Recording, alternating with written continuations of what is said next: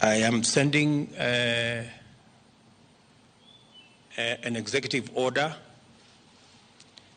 for print to assign my deputy very clear responsibilities that will assist me be able to discharge the responsibility, the heavy responsibility put on my shoulders by the people of Kenya,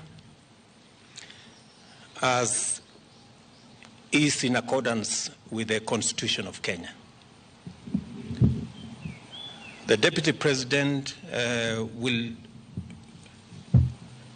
deputize the President in the execution of all President's functions that are allowed by the Constitution and law.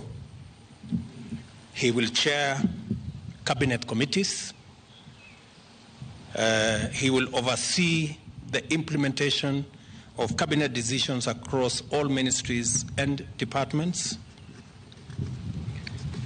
Number 4, he'll coordinate intergovernmental relations between the national government and the county government, including chairing the Intergovernmental Budget and Economic Council, commonly known as IBEC.